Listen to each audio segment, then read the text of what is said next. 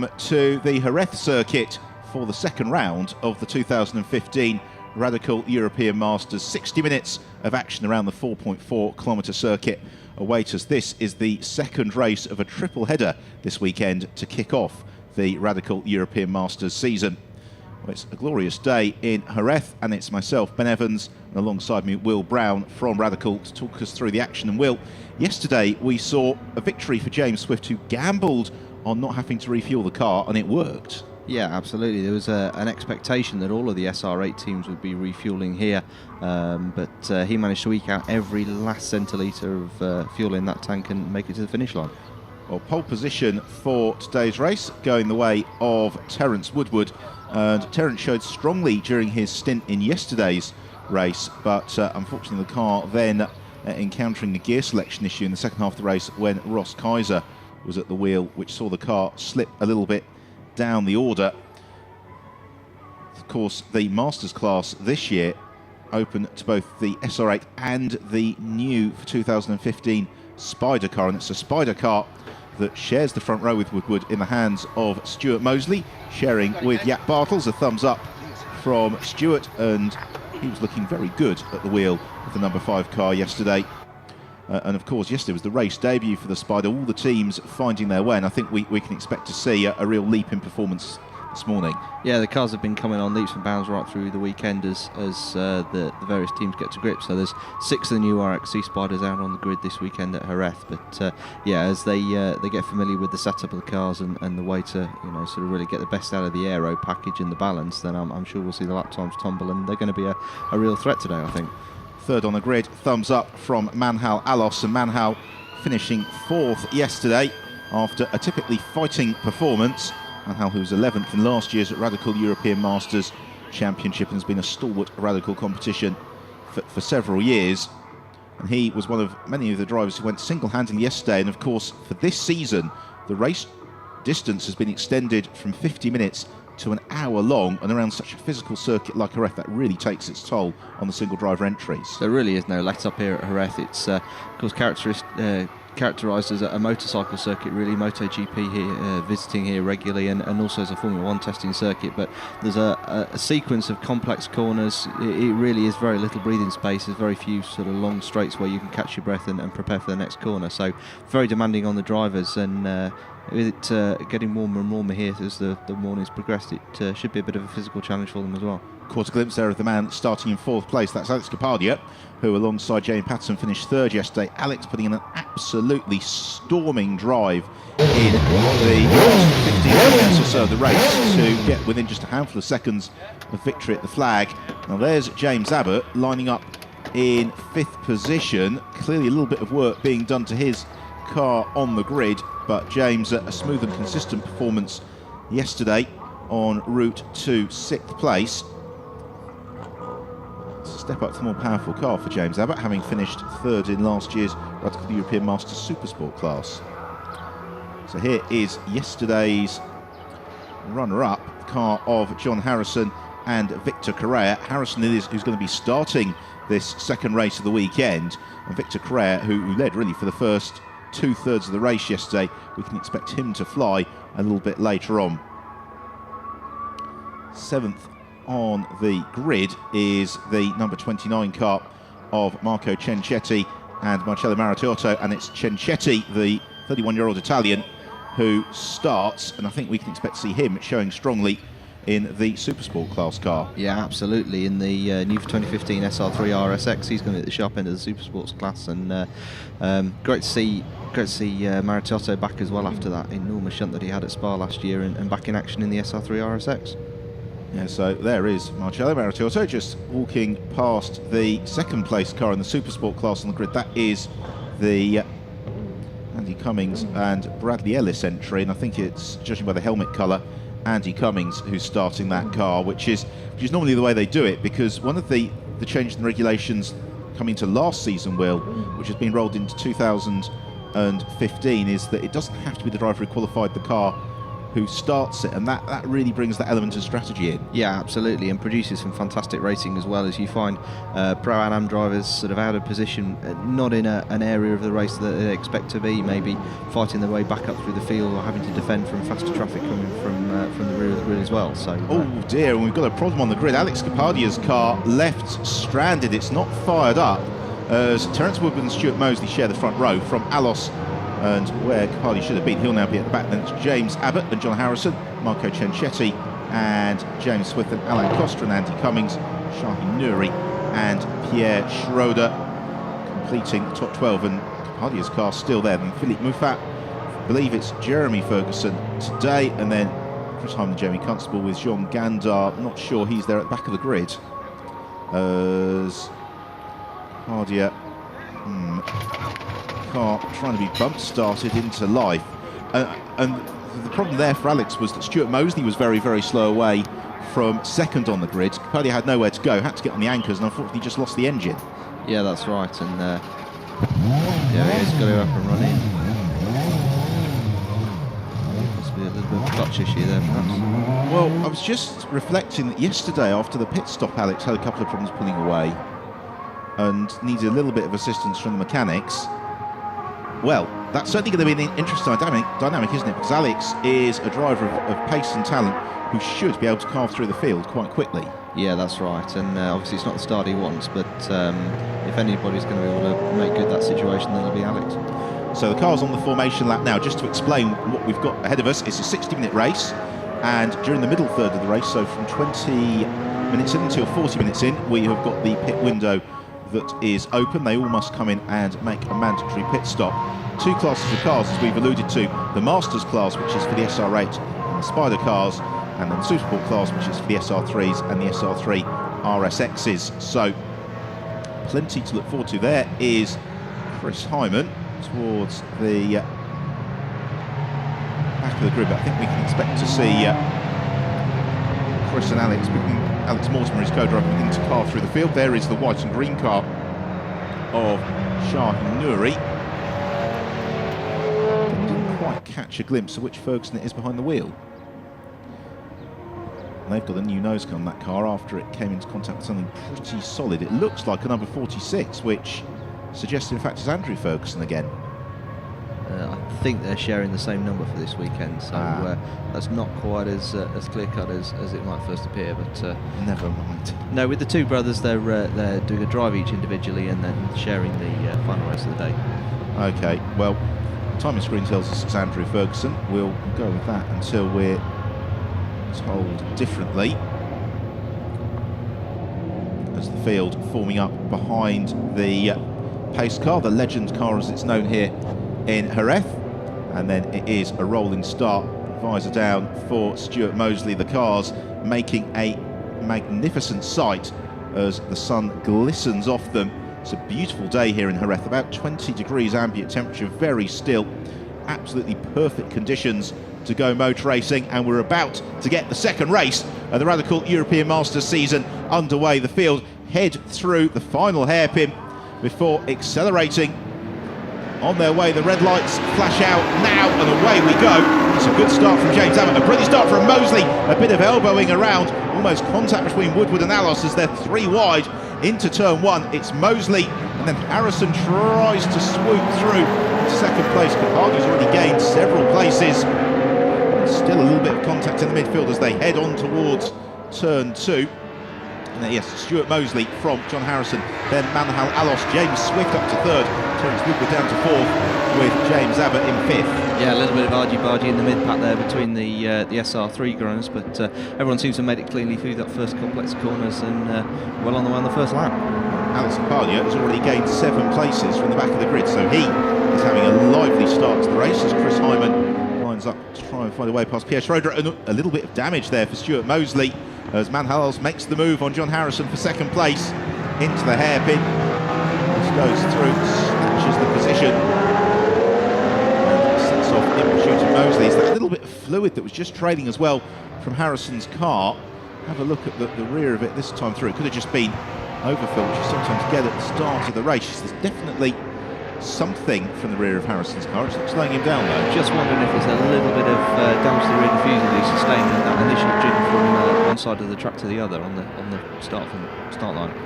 Stuart Mosley it is who tips through turns 11, 12 and 13. The chicane that was installed here in Jerez after the accident in 1990 for Martin Donnelly, before they then accelerate on to the final hairpin through to complete the first lap of the race. And Alos already beginning to close the gap down to Stuart Mosley. Harrison in third, Alex Capadia to the inside of James Abbott. Not sure James saw him. Capadia gets his elbows out, and James Abbott just about maintains the place. And the pair of them fighting over 6th and 7th. Alex Capadia having none of it, he now looks to the outside of Abbott. He's going to try and force the issue, but James has spent 2 seasons in British Formula Ford. He knows a thing or two about being robust in defence, and that's what he's doing. Making that already wide RXC Spider even wider for... He's doing a very good job, isn't he? Of course, Alex Capadia, a former Formula First competitor, and therefore he also knows to get his elbows out when he needs to. What Capadia's doing now is just setting up through turn 5 for the move along the back straight. It's the longest straight here in Jerez, about 600 metres or so in length. We arrive into the hairpin turn 6, and again Abbott covers the inside line. Capadia, though, very confident in the braking distance in his SR8. Let's now look to the outside. But James is just sticking to the inside of the road. He's making Alex do it all the hard work. Waiting for them to burst into view, and still no way through. Again frustrated. Oh, he sees a gap to the inside, which Abbott shuts at the last moment.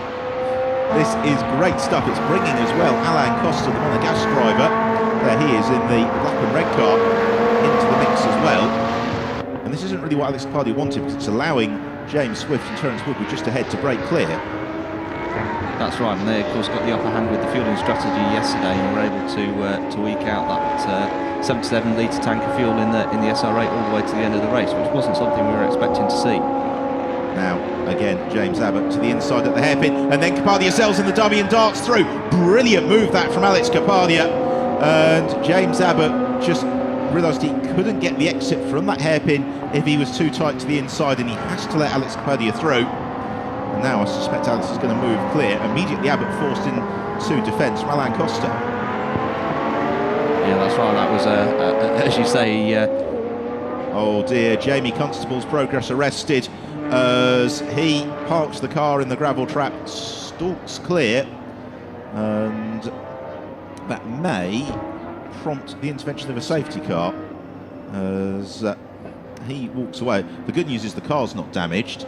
The bad news is that his race is quite emphatically over. Now it looks like a fairly innocent spin into the gravel, doesn't it? But unfortunately, yes, and indeed the yellow flag's out, so we should see safety car deployed.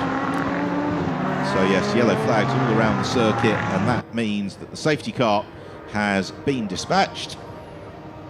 And that is bad news for Stuart Mosley, because he was just beginning to make some running. He got Alos swarming over him. I'm not sure Alos has seen the waved yellow flags for the safety car, because he darts past Stuart Mosley, now realises his mistake, gets straight back on the brakes, and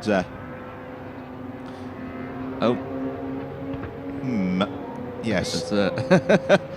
Well, Manhal on his driver information form was suggesting that Brian Poulter, the race director, would be the item he'd take with him to a desert island, and possibly some of that safety car discipline, suggesting a conference with Brian might be imminent. I just wonder whether Manhal is going to head Pittswood. No, he's not. So quite why he gave that position to John Harrison. John waves him back through. Meanwhile, the recovery work is ongoing for the Spider of Jamie Constable and Mike Cantillon. Mike, of course, not getting the opportunity to race the car this morning, but the right call to bring out the safety car, because it allows the marshals to complete that work in safety, and with the car so close to the edge of the circuit, there's not really any other choice left open to Brian Poulter.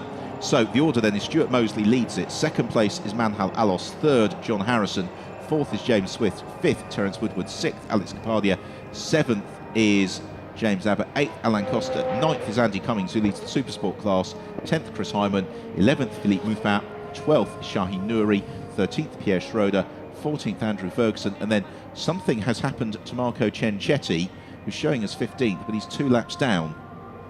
So evidently he was possibly involved in some of the early fracas and may well have had to duck into the pits. Yeah, as we just see Constable's car just been recovered, right a shot there, and hopefully we should be... indeed, yeah, there we go. So into the gravel trap on the first corner. Very disappointing there, and uncharacteristic for Marco Cencetti, but it did happen last year at the Hungaroring, actually, when he was caught in the midfield. He ended up having quite a big accident at the Hungaroring, trying to fight his way through. Let's see what happened into turn 1, but it's one of those corners that's quite easy to be caught out because it's a steep uphill entry to turn 1. And watching the cars in qualifying and testing on Friday, they're braking unbelievably late, but there's a very fine margin between using the uphill camber to slow the car down and unfortunately being jettisoned off to the gravel trap. Yeah, as you say, because you're using the uphill grade as an aid to your braking effect, so it's deceptive. You can brake very late, but get it wrong and miss the markable by a metre and you're off into the gravel. Well, the marshals have done a fantastic job. The safety car is coming in at the end of this lap, and so it's Stuart Mosley who is going to be leading the field through. Get the pit window opens in about 12 minutes time. We saw yesterday varying strategies to play with. I think this safety car, and we did wonder if we'd have one yesterday, begins to play into the hands of some of the SR8s and whether or not they refuel. Yeah, absolutely, that's right. So we just have to see if it really depends on the restart here, I guess. If one of the SR8 guys can make a break and then push really hard, that's going to ultimately dictate the pace for the rest of the SR8 runners. So lights out the safety car. Stuart Mosley in the absolutely immaculate Spider car. Looks really beautiful. Weaving around, just getting a little bit more heat into his tyres. Manhal Alos just tucked in behind him, and Alos will be looking to get a very good exit from this hairpin, maybe to challenge Stuart into turn 1. The other driver to watch for is Alex Capadia, who's all over the tail of Terence Woodward. As away we go, the race resumes. The green flag is waved, and already Alos looking to the inside, then the outside of Stuart Mosley. Manhal Alos is going to try and fight this around the outside, and he goes through and takes the lead of the race. Manhal Alos snatching the advantage from Stuart Mosley. And yes, he's made it stick through turn 2. The other driver who's looking to be up with the mobile is James Swift, who sneaks through into third ahead of John Harrison. So all change within a couple of corners of the safety car being retracted. And Alex Capadia, you can see him in the black car with the yellow helmet, looking to challenge the outside of Terence Woodward. They're just behind that orange car of John Harrison. Capadia's made that move stick on Woodward as well. Brilliant stuff. So the top 6 all switching around during first 5 corners after the safety car. Already Capadia up onto terms with John Harrison. Meanwhile, James Swift is beginning to hassle Stuart Mosley. So there's the leading trio. Stuart Mosley taking an almost big bite out of the curbing because, as you were saying earlier, Will, the Jerez circuit in recent years is better known as a MotoGP venue, and that means we've got very low-lying curves that the drivers can really attack. Yeah, that's right, and already you can see that Swift is already starting to close up to the back of Mosley, so yesterday's race winner is coming back into contention. One of the things we haven't talked about, of course, as well, is these drivers will now be carrying the first of their success seconds for 2015, which is the system used by Radical to equalise up the drivers based on their previous race finish positions. So James Swift will be carrying an extra 20 seconds to his pit stop penalty today. Yeah, 15 then for Harrison. 15 for second place Harrison Correa, that's right, and 10 seconds for third. And then also new for this year, then there's 5 seconds for fourth and fifth as well. So this is the battle then for fourth and fifth on trackers. Capadia looking every which way to try and usurp John Harrison. Harrison do what he needs to, which is just sticking to the racing line. And Jerez is one of those circuits that unless you leave a gaping hole, it can be really quite tricky for the car behind to find a way through. Meanwhile, Stuart Mosley just begins to come back at Manhals, but it's through turn 5. Capadia is so committed, really getting the balance perfect between the mechanical grip in the car and the aerodynamic grip. He carries the momentum down the back straight. Is he going to be near enough to challenge Harrison on the brakes? He thinks he is. He looks to the inside and through goes Capadia. Oh, that was lovely as well because he got the car stopped onto the apex, no way that Harrison can get the switch back. Yeah, really, there was absolutely nowhere for John to go there. He just had to run out wide and sacrifice the position. There was no option for him at all. And that's experience for you, is committing to that inside line, but getting the car slowed down enough that essentially it becomes a block pass. And already Capadia easing clear. His next target is James Swift. And Swift is finding himself embroiled in the fight for the lead, because now that Alons is past Stuart Mosley, Stuart coming back at him, not really allowing Manhal to escape.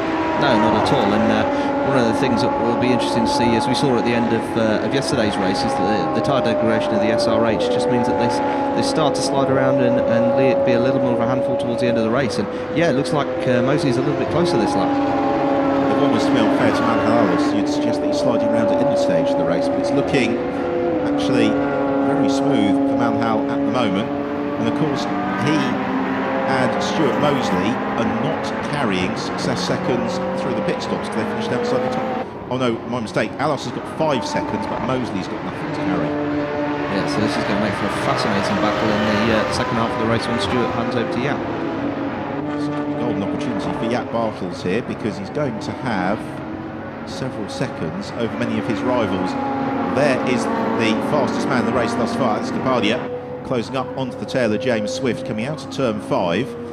And Swift, yesterday, if he was on a fuel conservation run, we didn't really see evidence that he was able to dip into his pocket, find some pace if he needed it, but I suspect he won't find too hard to keep Capadia at bay. No, as you said, of course, he's carrying that extra 20 seconds. So at the moment, he will be, if he goes for a fuel stop, he'll be holding the longest stop of the day. But either way, yeah, it's going to be real challenge for him to try and maintain that same pace. Capadia is just able to drive through that turbulent air from the car in front, isn't he? He's being helped a little bit by the fact that Swift has got Mosley right in front of him, and James Swift shows himself, Stuart Mosley, as much as anything, just in defence from Capadia. So we've got a little bit of an investigation for overtaking on release from the safety car as Capadia darts to the inside of James Swift and jumps on the brakes. Swift gives him racing room, guns the throttle coming out, but runs out wide towards the gravel trap. He may lose out as John Harrison as well. And so James Swift loses 2 places in one fell swoop as Capadia is on the move and thinks about second place. Yeah, Alex lined up for the first pass and then realised he could have a stab at a second, and yeah, it almost was curtains for the whole 3 of them. But no, very well to save there, and obviously unfortunate for Swifty to get out on the grass, but again, well recovered at the cost of that place. It was smart driving from James Swift actually not to close the door, because that could very easily have been disappointing for the drivers, but quite good news for the spare parts department. Let's have another look at it.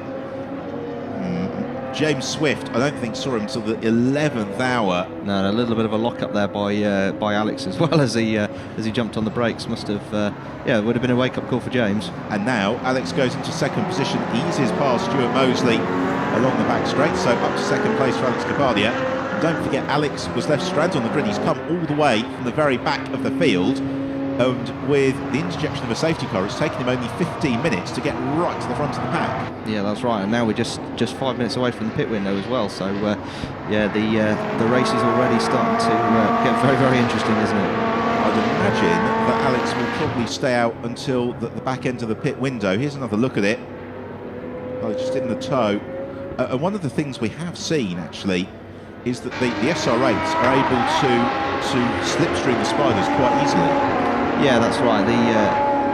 In fact, any of the cars really, the nature of the airflow at the back of the Spider is so much more controlled, in the way it flows out the back of the car and the rear downforce means that these guys can tail each other much more closely. So the racing action should be even closer this year.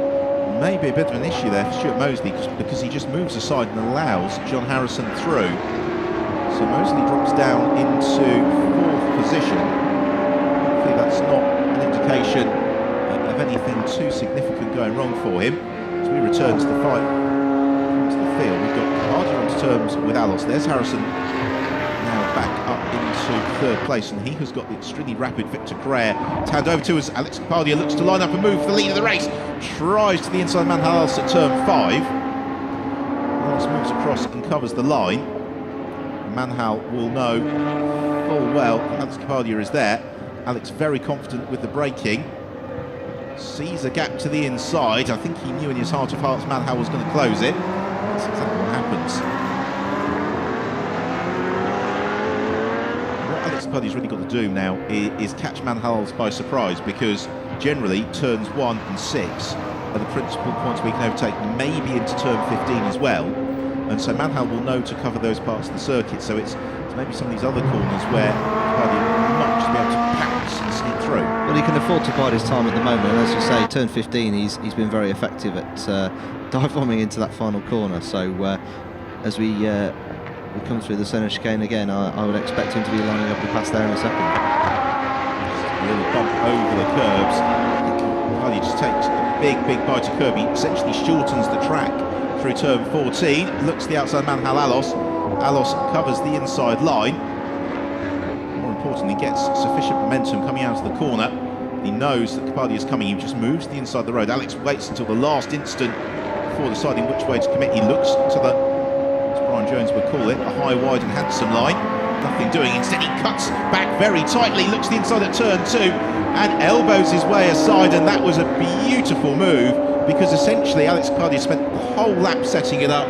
He got Alos doing exactly what he wanted to at each corner and was able to prise open the gap. Yeah, once again, and a fantastic bit of racing for the pair of them to give just enough space for you know, some good clean racing there, side by side, right up to the corner, and then there really was no option for Manhal other than to let him through. Meanwhile, the change for 4th position. James Swift has moved clear of Stuart Mosley as well. This group of cars, some way clear of 6th place man Terence Woodward in the Super Sport class, by the way. It's Galanti Cummings who leads that, from Shaheen Nouri and Pierre Schroeder. So now it's the turn of John Harrison to come back at Manhal Alos. The question I would ask here is Manhal now driving to a fuel strategy, or did he maybe push a little bit too hard on his tyres as the safety car retreated, didn't get the heat cycle right, and they just began to go away from him? Yeah, that's right. I mean, so far through the race, he's seemed pretty consistent, and certainly looking at his driving lines, the car's not moving around too much. So I guess ultimately in the next few minutes, as the pit window opens, we're going to find out. And the other thing, and the great thing for this year, is we just watched a replay again of that manoeuvre by Kapadia. Yeah, lines it up nice and early, gets alongside. Who's going to brake first? Oh, marginally later on the brakes, and yeah, it's all over for Manhal. But yeah, the difference this year is we've got a 20-minute pit window, much longer than we've ever had before at European Masters, and that really gives the team some interpretation and some freedom to pick fuel strategy and try and come up with something clever. So my guess would be that we might see that orange and white car, John Harrison, coming in potentially very early in the pit window, because they've got Victor Correa, the very rapid Brazilian driver, to take over in that car. Manhal may also elect to have an earlier pit stop just to bring himself out to the firing line. As they come down the back straight, then we've got James Swift in 4th, 5th Stuart Mosley, 6th Terence Woodward, 7th Alan Costa. Chris Hyman has moved steadily up into 8th place, and then we've got Philippe Muffin in 9th, and he comes into the first Supersport car in 10th as we hit exactly 1/3 race distance. Yeah, you do sense that Harrison's been balked a little bit by Manhal. In fact, his last lap was a second faster than Manhal, so you know, it would be a wise strategy to get in, as you say, pit early. Correa's got a very good chance of fighting through traffic if he needs to, and if he doesn't and has a clear track, then he obviously is going to make hay. He's a supremely fast driver. So yeah, he's struggling to look beyond, to be honest, Victor Correa and John Harrison for taking the victory here, barring any disaster. It also depends what they do about refueling the car. So to the hairpin we come. Nalos is caught under braking from Harrison. I'm not convinced that Manhal's got that car working quite as he would like, as it's gone into a longer run. It was very quick at the start of the race, very quick for the first 2 laps after the safety car retreated, but thereafter it's just gone away from him, and another lap in the 1 minute 45 second bracket for Manhal, as opposed to 1 minute 44.1, which is his best. Kapadia, meanwhile, has set another fast lap of the race, a 1 minute 42.4. So if you bonus, we are a third of the way through the second race of 3 this weekend to open the Radical European Masters season, the Jerez de la Frontera circuit, and it is Alex Capadia who leads the way from Manhal Alos and John Harrison as we head towards the pit stops. The driver who won't be getting that far is James Abbott, who pulls off at the side of the circuit, and his race is run. It's our third retirement after Jamie Constable and Marco Cenchetti both found their way irreversibly into a gravel trap. Here we are just again, yeah, Harrison all the way is just slowly gnawing away at that gap between himself and Manhal, and be interesting to see. I would expect him to pit in the next couple of laps, I guess. Yeah, possibly even at the end of this lap, because Harrison is basically having to run that Manhal's pace, which is 1 minute 45 seconds, and we know that Carrere could go substantially quicker than that, probably immediately into 1 minute 42s. Meanwhile, this is the battle for the lead of the Supersport class between the black and yellow car of Andy Cummings, the white and green machine of the Nigerian-based Swiss driver Shaheen Nouri. Nouri in one of the new 2015 SR3 RSXs. Beautiful looking car, really like they've done to the front splitter. And as we surmised, into the pits comes John Harrison, and that car is going to be topped up with fuel, so it's going to be another 30 seconds in the pits. That's right, so driver out the car, they've got to wait now for the fuel to go on. There's a minimum 30-second fuel stop for safety, so all the teams that are fueling, regardless of how long it takes them to make the change, are going to make that. Meanwhile, of course, we see in the foreground Ross Kaiser handing over taking over from Terence there, and there doesn't appear to be any fuel going in that car, so that's a repeat from yesterday. They're going to run all the way to the flag on that same tank. Indeed they are, so that is very interesting. We've also got Andy Cummings due in, because you can see Bradley Ellis, the 6th gear car, and Chris Hyman rolls to a halt as well to hand over to Alex Mortimer. So lots of combinations electing to pit in early. Ex-star of the Formula Palm Rally Championship, Hyman hops out, and Mortimer about to jump in. Alex Mortimer, a former British GT champion, very accomplished racing driver, and Bradley Ellis as well, who takes over from Andy Cummings, another former British GT champion. Belts going in, and just 2 members of staff allowed to work on the car and assist for this year in a 2-driver team, and just a single team member to assist for a 1-driver team, so that adds an extra dimension again. Meanwhile, out of the pits goes Ross Kaiser, and without having made that fuel stop, that could play quite nicely for them. To Carrere then rolls on the pits, and you can see the deficit that Victor has now got to Kaiser. So there's a lot of racing to be done for Victor Carrere, but he's got 35 minutes or so to achieve it. Manhal Alos also yet to make his pit stop. There's Manhal, the white car, in 2nd place. James Swift continues without having made a pit stop either, and also Stuart Mosley. They'll all stay pretty deep. Andrew Ferguson has made his pit stop and rejoins the fray, just behind Alex Mortimer. Oh, Alex Capadia right out over the curbs, extracting all he can from the car, consistently in the 1 minute 42 6-second bracket. But it was Victor Carrere who set the fastest lap yesterday, and there is Victor. And although he's got some ground to make up, he has been fed out into clean air, so he should be able to get several laps under his belt before he encounters traffic. Now the question is, of course, having seen that the Woodward and Kaiser car is going to run all the way to the flag without a fuel stop, will Nielsen Racing change their strategy and perhaps do the same for the Capadia Patterson car as well? Well, of course, the question is whether or not they made that decision last night, having seen the fuel economy achieved by the 360 Racing team with both of their cars. But I think we're going to have probably 15 minutes or so until we get that question answered, because I'd be very surprised if Alex doesn't pit in at the very last knockings of the pit window. So we have got another lap, the 14th of the race, being reeled off by Alex Capadia, as in the pit lane, rehydrating, is Pierre Schroeder, his solitary team member, getting to work, just refueling the car as the battle for third and fourth place between James Swift and Stuart Mosley. Heads over the line, and again Swift not running as quickly as he just did. The 1:46 bracket.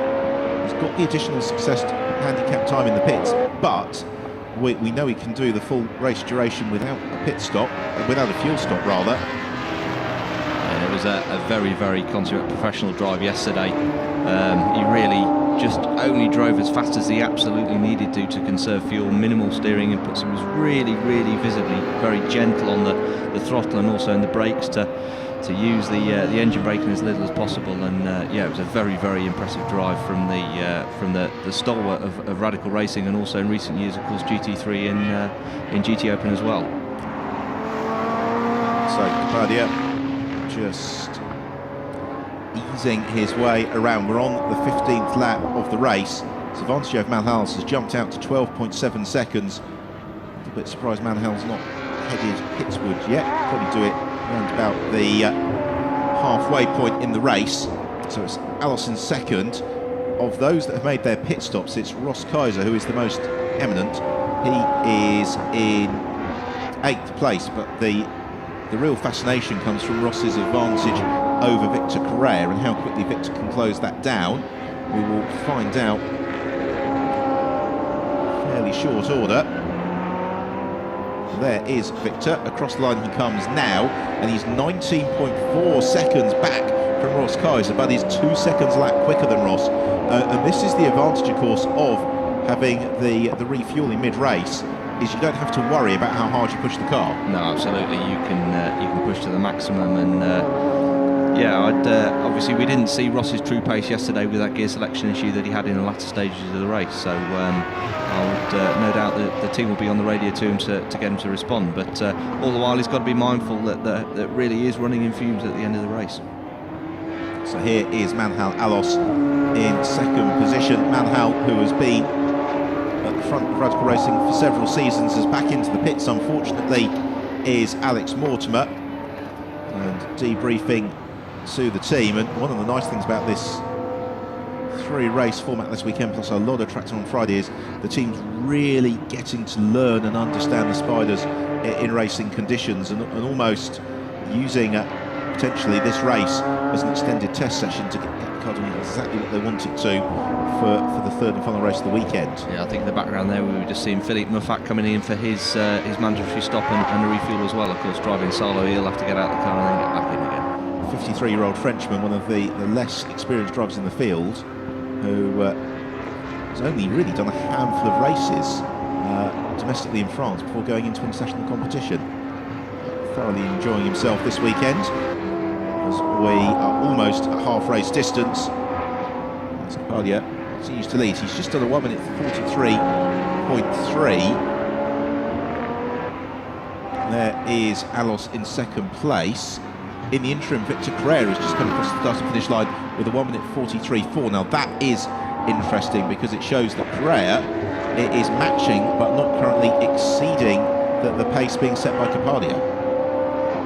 No, that's right. So he's closed another 2 seconds to Kaiser, and he's got more than enough time before the end of the race to catch him. But no, if he's unable to maintain the same pace that Capadia is doing, then it's going to be very, very difficult for him to catch him by the end of the race, particularly handing over to.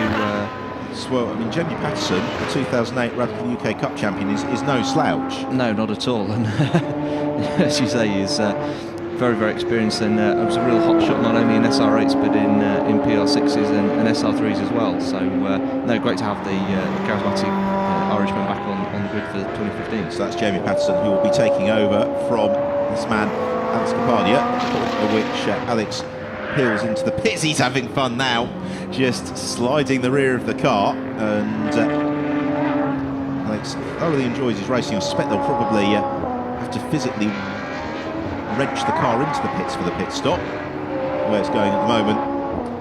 But through turn 14 is the real sign of a driver at the very top of the game, because he's just moving across the curb. He's shortening the track distance just by a metre or two, but it's those little things, lap after lap, which is what gives you the lap times that see you pulling clear at the front of the field. Yeah, absolutely. And as you alluded to earlier, being a sort of a motorcycle circuit primarily. There's a lot of flat curves. There's very few bumps. It's quite a smooth circuit, with the exception of the exit out of the chicane in 13 and 14. So if the car's really at odds with where it needs to be going at any point on the lap, it's there. So it's the mark of a true driver that they can just get it hooked up and use that front end bite to just sit right on the limit of adhesion. So we have got Alos still yet to make his pit stop. Ross Kaiser is in 6th. He is the first driver who has pitted in. He's 15 seconds clear of Victor Correa, who is the second of the drivers who's made their pit stop in the Supersport class, by the way. It's Shaheen Nouri who leads it, by virtue of the fact that he has not been into the pits. And then it's Bradley Ellis and Pierre Schroeder. Got the instant between cars 29, which is Chris Hyman, or rather Marco Cenchetti, and Alex Mortimer under investigation. So that's potentially when Hyman's at the wheel for the demise of Cenchetti. Here is Ross Kaiser then, 6th position, and Ross, 2012 Radical European Masters champion, also raced with great success in Ferraris throughout Europe early on in his career. And I suppose he's probably got time, if he wants it, for 3 more laps maybe before he makes his pit stop. He's going to give Jamie Patterson every opportunity to emerge with an advantage here, but depending of course on whether or not they refuel the car, because they're carrying an additional 10 seconds in the pits from yesterday's success, and then if they have an additional 30 seconds on top of that for refueling the car, essentially that makes it a little bit longer pit stop than the one enjoyed by James Swift and the one for Ross Kaiser as well. Yes, we just see Manhal coming over to complete his 18th lap, and 21-second advantage that Kapadia currently holds. So I would think, bearing in mind he's likely, with the pace he's been doing at the moment, that car's going to need the Kapadia car's going to need to refuel. So that'll drop Manhal back into the lead, and then it's game on. And James Swift yet to make his pit stop, and he's in 3rd. So the SR8s that have pitted, we know that Ross Kaiser didn't refuel, and that has put him well up the order of those that have, but it means in terms of pace to Victor Correa, Victor is reeling him in with some rapidity. So here is James Swift, the pizza franchisee, who accelerates down the back straight into the braking zone for the hairpin. Of course, we know from yesterday's race win that he can go the distance without the need to refuel. Meanwhile, pit stop is completed as Stuart Mosley hands over to Jaap Martens. Jaap finds a gear and gets on his way. The 60-year-old Dutchman, whose greatest success in terms of titles came in at Classic Formula 4 2000 in the Netherlands, as Kapadia now makes his pit stop. Gets down to the pit lane speed limit. Wilson team ready to wave into position now. Are we going to see fuel going in? No, we're not. Doesn't look like it. Oh, well, this could be very interesting. So Alex gets out, Jamie Patterson gets in, and Alex, with his experience racing in things like European Le Mans Series, you suspect will know how to drive the car for fuel economy and still achieve the lap times. Yeah, the question is the same. Could the same be said of Jamie? Obviously, he's not had so much experience in particularly in the last couple of years in the SR8. So it'll be interesting to see if he can maintain the same driving style as Alex. Then they'll be on for a very, very good finish. But it's not a given that simply because one car can do it that all of them can. And James Swift is in, and he understandably isn't going to be refueled. And you could just see the poise of the way that Swift was driving again, with the short shifting, just being in control of that he's driving for the fuel economy run. So Jamie Patterson gets underway, and the worry for the Nielsen team about that car getting up to speed has that hurdle's been cleared. So Patterson rejoins the action, and where is he in relation to Ross Kaiser? That's the question. Well, there are acres of track. I think Jamie has emerged a long, long way clear of Ross. So this is now our race leader, Manhal Alos, who is the only driver yet to have made his mandatory pit stop. And Manhal has been circulating steadily in the 1 minute 44, 1 minute 45 second bracket. Yeah, and I think he's got the potential to do 1, possibly 2 more laps before he absolutely needs to pit. So yeah, he's got probably 1 lap, and after that he's pushing his luck, and he's going to be refueling as well, it would appear, judging by the fuel bowser in the pits. Right, let's... here he comes to make his stop now. So here comes Manhal Alos, conclusion of his 20th lap. So James Swift departs the pits, and essentially he is now racing the stationary car of Manhal Alos. And yeah, sure enough, he will be refueling. Which really does take him out of contention. But again, after this race, I suspect the team will be looking over the numbers and thinking, is there a way we can do it without having to top up the fuel?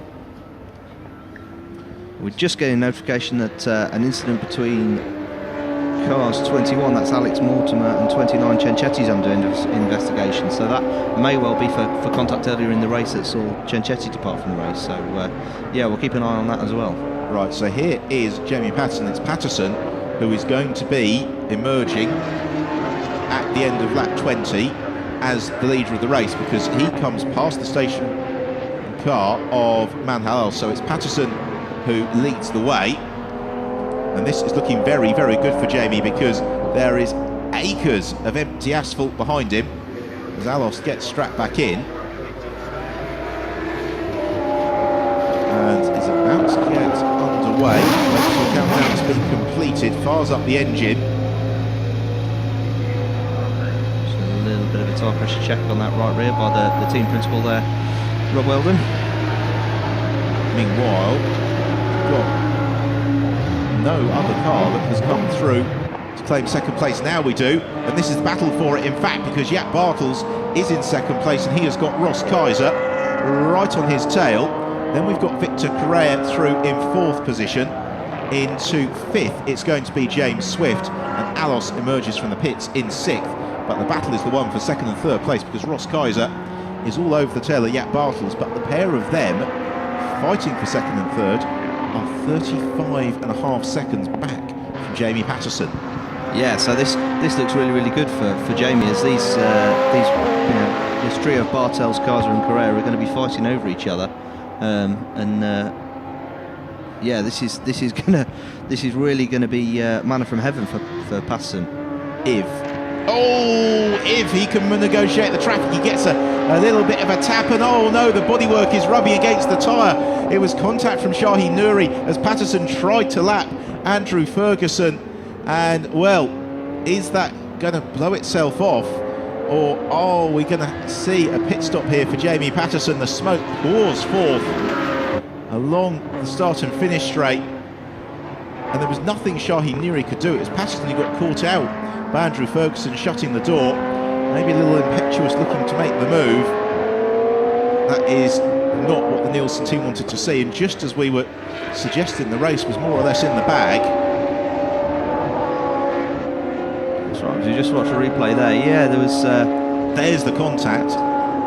Just as he had a brief look on the entry and thought the better of it, but obviously hadn't taken into account the fact that Shaheen was right behind him on the entry. And what I don't like is the way the bodywork is folded up underneath, rubbing against the tyre. Meanwhile, the pass for second place occurs. Ross Kaiser to the inside of Jaap Bartels. In the Supersport class, after the pit stops are worked through, it's Bradley Ellis who leads from Shaheen Nouri and Pierre Schroeder. Yeah, the only thing you could say is that at the moment Jamie on that last lap was in the low 148. So if he does have to dive into the pits and quickly have somebody jump on that bodywork, then you might still have time to get out and remain in the lead. Ross Kaiser will, I'm sure, have been made aware of that over the team radio, and now can potentially sniff a race victory as he puts the lap on Alex Mortimer. So Bartels in 3rd, and Jaap is 5.5 seconds clear of Victor Correa in 4th. There is Victor at the back of your shot. 5th is James Swift, and 6th Manhal Alos.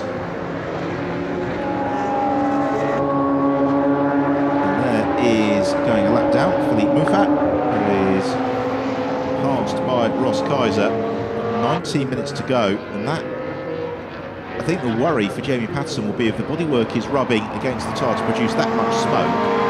Essentially one of two things can happen. Either the bodywork will grind away and it will stop smoking, or it will cut the tyre and he'll get a puncture. Yeah, that's right. So he'll want to get that looked at as quickly as possible, and I would guess he's probably already made his pits if the team are fairly diligent on it. Well, he's not pitched in on this occasion. A 1 minute 47.3, in fact, was Patterson's time last time through. So clearly not having any immediate effect on the pace of the car, which is good to see. No, they're just at the cusp, aren't they, of what would be a comfortable buffer to make the pit stop. There we see it, and yes, the bodywork would appear to have ground itself away, possibly, because as we look at it again, yeah, it may have just ripped itself off, because the smoke has disappeared, the tyre appears to be more or less intact. Oh, in the meanwhile, though, Kaiser's responded with a 1:45, so nearly 2 seconds a lap faster on that last lap. So 18 minutes to go. That means we've got time for 10 more laps. The deficit is 34 seconds. So by my maths, at that schedule, I think Ross will only get to within 15 seconds of Patterson before the end. We're about to see the change for third place. Jack Bartels defending. It looks like that was Correa just able to get the drive out of the last corner and make it stick all the way down and pass for that position from Bartels.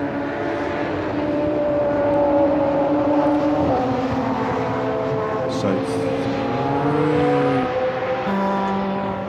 we go on to. Yes, we're just seeing the Correa here making his way through the back markers. Victor Correa to the inside then of Philippe Moufat. We've got a black flag for car 29, which is a little bit superfluous given that Marco Ciancetti went out of the race quite a while ago. And this has rejoined him. In fact, that's why there's the black flag, because he's rejoined having been craned away, and that is very much against regulations. So I'm sure there'll be a discussion up in race control following this race for the pairing of Ciancetti and Maritiotto. I guess they would have taken the view, well, the car's back in the garage, it works, let's give it a run. Fortunately, the regulations have an opposing view on that. So here's our race leader then, Jamie Patterson. And Jamie, having got over that bodywork scare, the question is, of course, the fuel economy of the car. But I would suspect they have done the maths. They know the target time they've got to run to.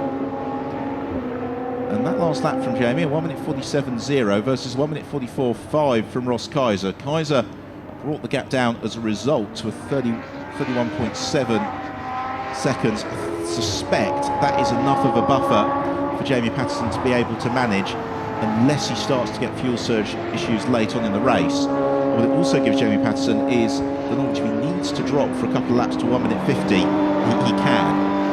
Yeah, that's right. You know, and if he was going to do that, I guess he'll be doing that sooner rather than later to give himself some flexibility at the end of the race if he needs to push on again. So I know that the Nielsen Racing team were having some issues with their radio communications yesterday, so hopefully they can relay those messages over to him today. This is where the pit board becomes all important as well. So we are at the conclusion of lap 24. Jamie Patterson has upped his pace, in fact, to 1 minute 46.2. Ross Kaiser provides us a 1 minute 45.5, so 31 seconds. And there is Victor Correa, and Correa is closing on Kaiser hand over fist. That gap is down to just 4.8 seconds from second to third, and we thought Victor would be looking strong. Again, 35 seconds to the race leader is a little bit too much for an arse, but second place very much on the cards. In fourth place it remains Jack Bartels, but only just from James Swift in fifth. Van Halsen sixth isn't too far back either. Alain Kostrid is in seventh place, Bradley Ellis in eighth, and he leads the Supersport class by 4 seconds from Shaheen Nouri.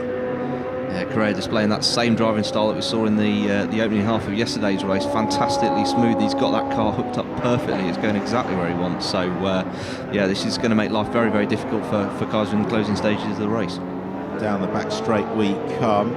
And there is James Swift looking to the inside of Jack Bartels, and Bartels has now got flapping bodywork on both sides of the front wheels. As James Swift closes up, this is the fight for fourth position. Swift always looking to the inside there at turn 7 and 8. Can't quite force it, but into turn 9 again. Maybe overcommits himself a little bit, and he's got Manhalas not too far adrift either.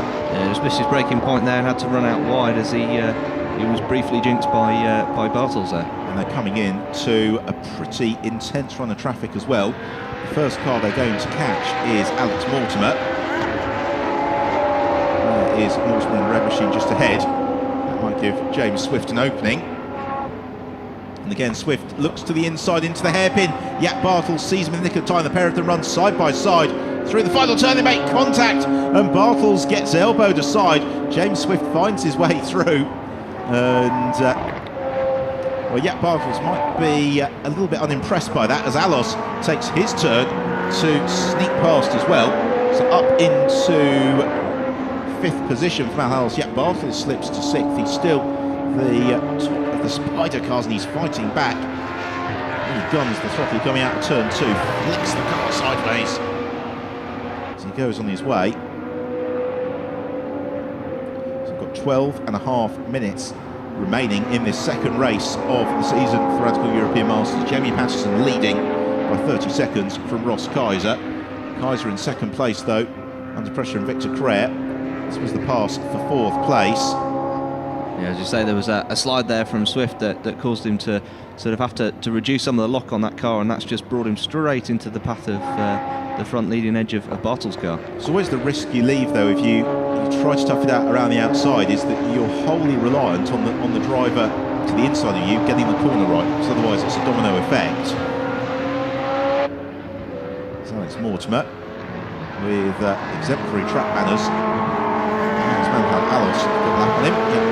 So trying to find a way past, not dissimilar spider. Their next target is Philippe Moufat. Moufat and Mortimer in turn are having their own battle for 11th place.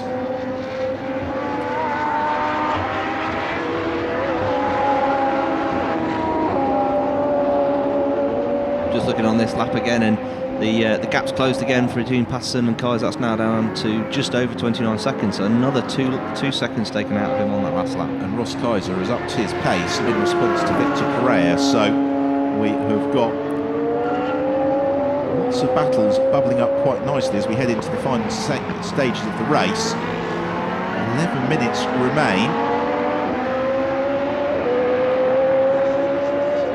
And James Swift, well, I think 4th is as far as he's going to get, because he is about 15 seconds adrift of Victor Correa.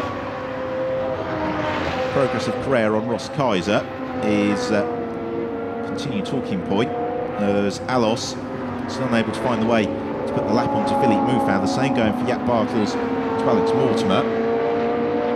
Such as Mortimer's pace is not really dissimilar to that of Jack Bartels. Alos now glides to the inside of Philippe Moufat, completes the lappery. So 10.25 minutes. Watching as a battle for position, that is Jack Bartels trying to find a way to put the lap onto Alex Mortimer. Mortimer though busy having his own battle with Philippe Moufat. Meanwhile, here is our race leader, Jamie Patterson. And Jamie, having had that real scare after the contact with Shaheen Nouri, is 1:46.2, now moving inexorably towards race victories, managing the gap to Ross Kaiser. It's being brought down by Kaiser. Patterson can afford to run a couple of seconds off the car's optimal pace. Yeah, earlier on in the race. 46.2 there from his last lap, so that's a good pace that's been maintained there. He's been consistent for a few laps now, so yeah, looking good for a victory for Patterson and Kapadia. Well, that's all they're really asking for, isn't it? Is consistency. If you can lap consistently when you're out front, it's not quite the heroic wheel-to-wheel dicing that all drivers dream of, but Jamie Patterson doing exactly what he needs to do. He's maintaining that gap to Kaiser. It's 27.5 5.7 seconds. Kaiser, likewise, is only being reeled in to the tune of about half a second a lap by Victor Crea, so he's maintaining that buffer. 47-year-old Jamie Patterson just gliding through the centre chicane. Again, driving smoothly and consistently is the key. You've got to let the car do the hard work. But we've got a stop and go penalty. We've just been informed for Jamie Patterson for having too short a pit stop. They did come out with a very, very large advantage, and it turns out it was too large an advantage. So the race is turned on its head because our race leader has got to serve a stop and go penalty, and he is not a pit stop clear of Ross Kaiser in second. No, that's right, and I understand from the pit stops that there's a 20-second loop-to-loop time here from the entry to the exit of the pit stop, so that's immediately, without even having to do the stop-go, going to take 20 seconds out of that lead advantage that he currently holds. Well, and so that makes the battle between Ross Kaiser and Victor Crea potentially the one for victory in the race. And the worst thing about having a stop-and-go penalty so late on, with 7 minutes and a half on the clock, is there's really very little that Jamie Patterson can do to redeem the situation. He has the stop and go penalty, he comes out where he comes out, and then it's a case of what can he do to recover. Depending on the length of the stop and go penalty, he should feed back in probably to third place, just ahead of James Swift. Wretched luck for the Nielsen team, although you say wretched luck, clearly they mistimed the pit stop. What we don't know, though, of course, is by what margin, because you can get the stop and go penalty if you were 20 seconds short, get a stop and go penalty if you were 200th of a second short. Well, and likewise, of course, if ultimately it's determined by the overall length of the pit stop. So the actual station time might have been correct, but if there's been any speeding in the pit lane by accident, they maybe misjudged the entry speed, then that can also trigger the penalty. Anyway, he's not been called in yet to serve his stop and go penalty, which would potentially suggest that the Nielsen team manager is currently up in the race director's office debating the point with Brian Poulter. So here is the battle for second and third place. Victor Crea in pursuit of Ross Kaiser. He's not really bringing that gap down by anything like as much as we thought he would. So maybe it's a case of, as we were suggesting earlier on, Will, that the tyres have just gone away on that SRA. Yeah, absolutely. The Spiders, of course, and the have a slightly larger contact patch, but yeah, the SR8s, as we've seen so many times in the past, just towards the end, the final stages of the race, you'll see the car sliding around a little bit more, and then consequently the drivers are using more corrective action, and the cars are natural to them. So with the car moving around, they're not comfortable. They'll then deliberately, or not deliberately, but subconsciously start to overdrive, and the pace drops off as a result. That was quite interesting actually. Through turn 2, you could see Crea, even with quite a lot of steering input, that the car was understeering. Let's have another look through turn 5. Single turn of the wheel. The gap was 2 seconds at the start of that. They have an intermediate sector here, and the gap goes out by 1/10 of a second. So to Crea, possibly got a huge amount of grip left to him. This is sometimes the case for the when you see the professional driver taking over for the second half of the race, is that their co-driver might have just used a little bit more of the tyres to maintain the lap times that they needed to early on. Yeah, because this is common to all endurance racing. This is something you really need to think about during the duration of a 60-minute race. It's conserving fuel, it's conserving tyres to give you the best advantage in the closing stages. As the black flag goes out indeed for car number 4. Stop and go penalty. Jamie Constabley's got 3 laps with which to serve it. Not Jamie Constable, rather Jamie Patterson. He's got 3 laps with which to serve it, and if he doesn't do it within those 3 laps, then that is when he really does get a seat on the naughty step. With a 1:45.6 last lap, I guess he's already been given the message and been told to hurry up and get up his pace a little bit to try and counteract the effect of that stop-go. Because to explain, as we see Victor Crea putting the lap on Supersport class leader Bradley Ellis, to ignore the black flag is pretty much the single most serious offence you can commit as a racing driver, and something that is looked on very, very dimly by race directors. So stop and go penalty, that's one thing. You ignore the black flag and you could well find yourself excluded from the rest of the meeting. Yeah, that's right. So the gap now down to 22 seconds. So it'll be interesting to see whether or not they're possibly going to leave it as late as they possibly can to avoid the need for him to make a fight with any of the other drivers. So here's a hypothesis. That was the first lap that they had the black flag. You've got to bear it within 3 laps. Do they do a Michael Schumacher at the British Grand Prix in 1998 and do the stop-go penalty whilst taking the checkered flag? I'll leave that open to interpretation. There speaks the representative of Radical Sports Cars who does not want to get involved in this. It's certainly something that you could potentially do, but again, there is potentially quite a substantial penalty for it. But no, Jamie Patterson has left it as late as he dares. He comes in for the stop-go penalty now. It's a 20-second pit loop from now. Capadia waving him on the pit, saying, don't incur a pit lane speeding penalty.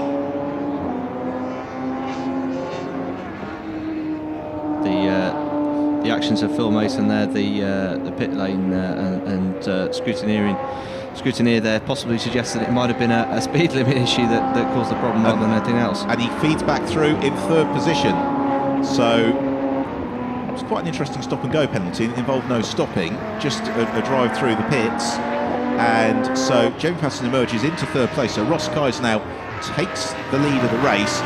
This man Victor Crea into 2nd position. And well, I think we accept some of the responsibility for that. Having said, after the pit stops, this was looking very good for Nielsen Racing, Jamie Patterson, Alex Capadia. First at that contact with Shaheen Nouri, then the penalty for that pit stop, and it means that now, with 2 minutes to go, we've got the battle for the lead. And has Victor Crea got anything left in the tank to really put the pressure onto Ross Kaiser?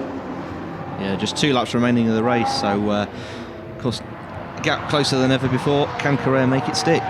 So we're going to be going to the last lap at the conclusion of this, the 32nd lap of the race. And there's the question, of course, has Ross Kaiser got enough fuel? Because that was one of the cars that didn't refuel mid-race. Suggests that it's probably the case that he does, and that actually, if team got their numbers right at Nielsen Racing, Victor Crea and John Harrison will be down to fumes as well, having put in the minimum required to get that car to the end of the race during their pit stop. So Victor Crea squirts the throttle out of the final turn. They start the last lap of the race, and the gap between Kaiser and Crea is just under 2 seconds, but it's fairly steady. There is Jamie Patterson in 3rd position, well clear of James Swift in 4th. Manhal Ellis is in 5th, Jack Barkel 6th, Alan Costa 7th, Bradley Ellis 8th, leading the Supersport class from Shaheen Nouri in 9th. Pierre Schroeder will complete the Supersport podium through turn 5, and really Crea is going to have to rely on a disaster for Ross Kaiser here, because yeah, I mean, we saw this order yesterday. Terence start and then hand over to Ross, and they without fuel were able to make it to the flag. So barring disaster, this is in the bag for the pairing. Well, they had a pretty wretched time during 2014. Did the 2012 Radical European Masters champions Ross Kaiser and Terence Woodward, but they have managed the strategy and pace of the race absolutely perfectly today. They may have been assisted a little bit by that penalty to Jamie Patterson, but you've got to abide by the rules, and you've got to make it through to the checkered flag to win, and that's exactly what Woodward and Kaiser have done. And after what has been a very long hiatus from Radical European Masters podium, it looks like Terence Woodward and Ross Kaiser are going to get back to winning ways. They've just got a couple of turns to go here in Jerez, the 2nd race of the season. It's been a lively one. It's been full of drama, twists and turns, but it is going to be victory for the 360 Racing team. Terence Woodward and Ross Kaiser score the win in the 2nd race of the season. 2nd place once more going the way of John Harrison and Victor Crea, and 3rd to the sister Nielsen racing car of Alex Capadia and Jamie Patterson. And, well, what might have been, back of your shot, just see our Supersport winner Bradley Ellis and Andy Cummings about to come through. That will be their second Supersport class victory of the weekend. And, well, another entertaining race, and the extra 10 minutes to make it a 6-minute race have really added that level of complexity and intrigue to proceedings. Yeah, that's right, absolutely, because it's turned it from effectively, you know, the 50-minute format was going into the rules of endurance racing, but it's still very much a sprint to the finish. Now the teams have got to think much more about how they manage and conserve the car through the duration of the race, which is going to add a fascinating and sort of diverse complexity right the way through the season, particularly when we get onto some of the faster circuits later in the year at Dijon, Silverstone and Monza. And unfortunately, or fortunately for the drivers, they have got to do it all over again in terms of getting themselves rehydrated. They'll be feeling pretty stiff and achy, but we've got the third and final race of the weekend, which gets underway at 1400 hours Central European time, so 2 o'clock this afternoon. We will be on air about 10 minutes before that gets underway at 1:50. If you're watching in the UK, of course, on British summertime, that is a 12:50 on air time, a 1 o'clock race start, and we'll very much hope that you'll join us for that one, as heading back towards Parc Fermé, Ross Kaiser and Victor Carrère. It's a bit of a pity that battle didn't really ever catch fire, but you could see that Carrère was just beginning to struggle with the grip of that car. He was locking up on a couple of occasions. No, although of course courtesy of that second place, that'll do wonders for their championship hopes this year, and yeah, a new pairing for 2015 in Harrison and Carrère, and that's looking fantastic for their 2015 title hopes. Suggests that Ross Kaiser knows he's quite marginal in fuel, the way that he's driving around trying to get as much grit and dirt onto his tyres as possible on the way into Parc Fermé. So hopefully we will have the drivers gathered up by Amanda Abbott very, very quickly and whisked to the podium here in Jerez.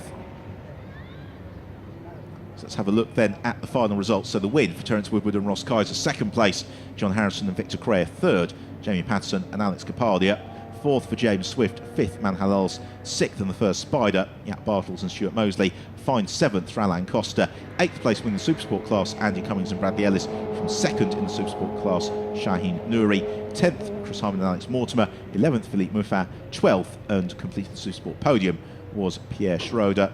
And thereafter we get into the realms of those that encountered problems. Andrew Ferguson losing 6 laps somewhere along the way, James Abbott an early retiree, Marco Cenchetti and Jamie Constable both finding their way into the gravel trap quite early on, and therefore their race coming to an early conclusion. But the good news is neither of those cars appear to have picked up any damage, and therefore I think we can look forward to both of them joining the fray once more for the concluding race of the weekend.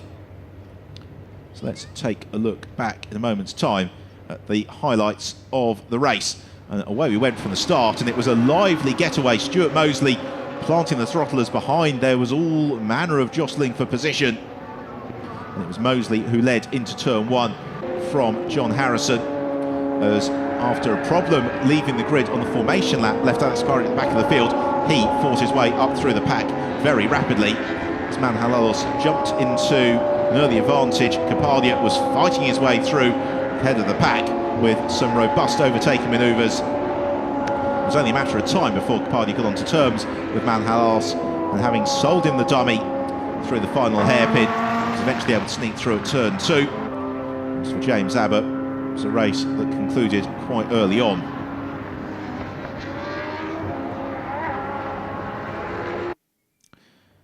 Also in the wars a little bit with some flapping bodywork was the Mosley and Bartels car. Post pit stops, Jamie Patterson was leading the way, but a scary moment after contact with Shaheen Nouri left the bodywork rubbing against the tyre. Fortunately, bodywork eventually was wrenched itself clear.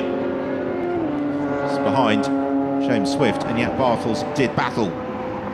Well, Victor Carrère was flying, having taken over from John Harrison, and was reeling in Ross Kaiser for second place. But that was to become first, because this man, Jamie Patterson, was found to have had a pit stop infringement and had to serve a drive-through penalty late on. elevating Ross Kaiser and Victor Crea. So it was Ross Kaiser and Terence Woodward who make a very welcome return to the top step of the Radical European Masters rostrum.